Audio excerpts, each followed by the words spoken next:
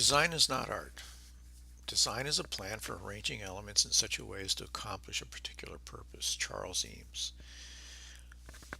This course, Art 101 Two-Dimensional Design, uh, we will be studying design. We will applying it to art, but really what we're going to be doing is solving particular problems.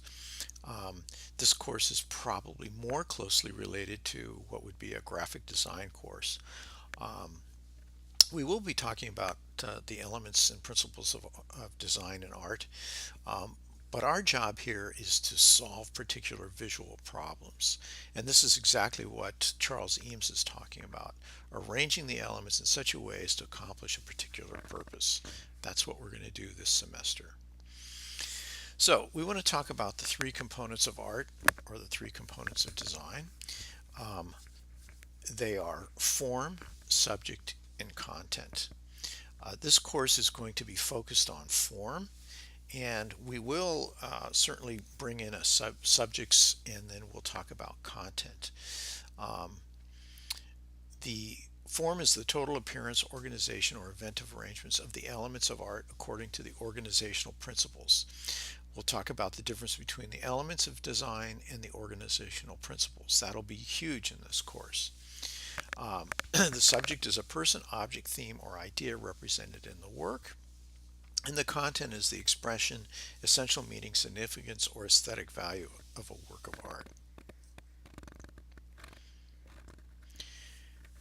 If we look at this portrait by Kehinde Wiley of Barack Obama from 2018, we can analyze it in terms of form, subject, and content.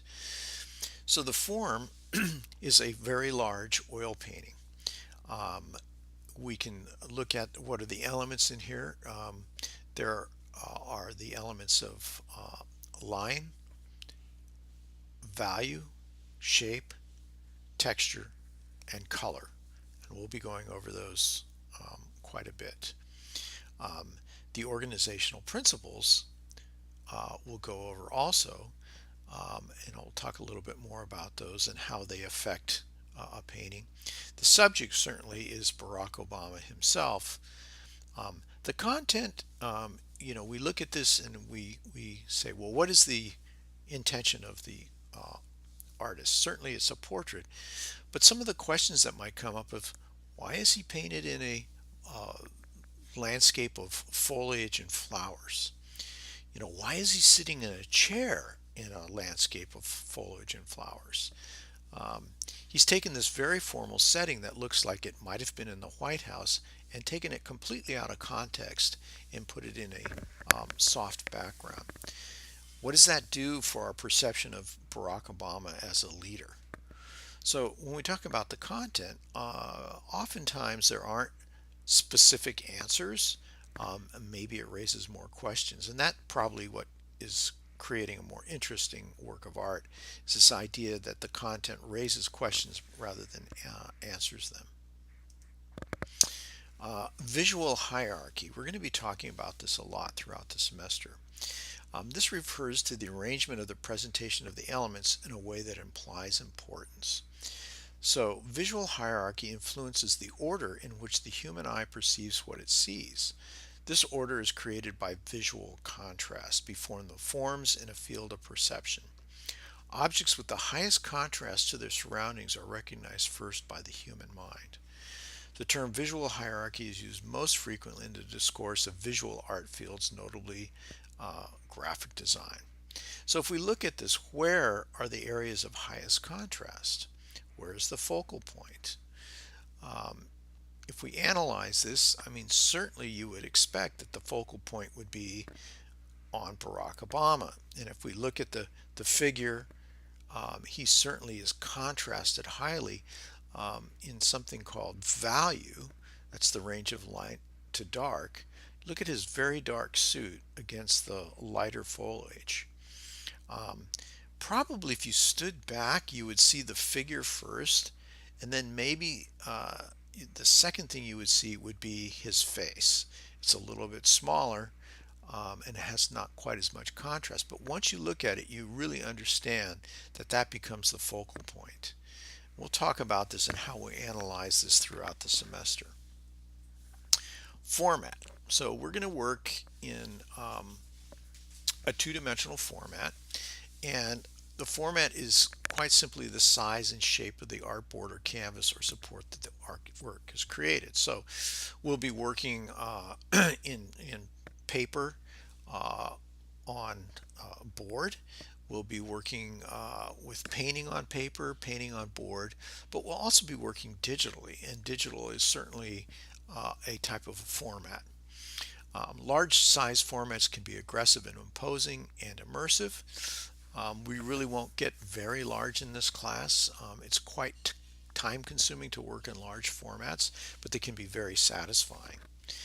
This is an image of one of the Matisse cutouts at the Museum of Modern Art in New York. This is a very large piece that you can see in terms of scale.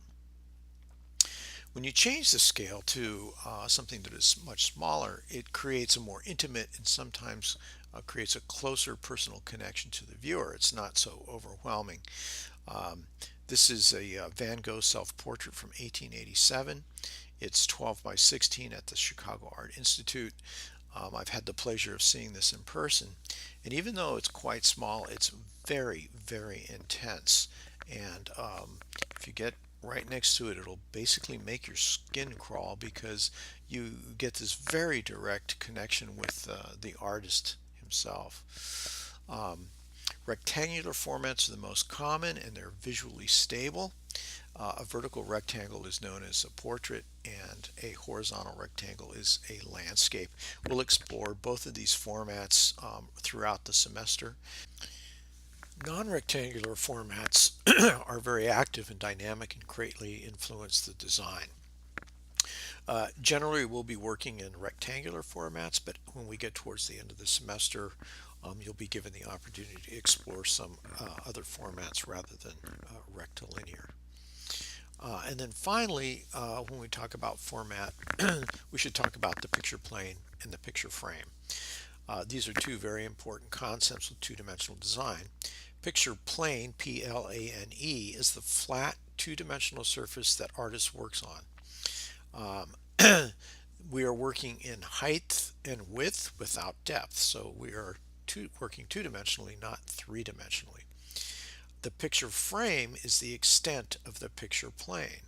So if you look at the image on the left, the blue line represents the extent of the visual picture frame.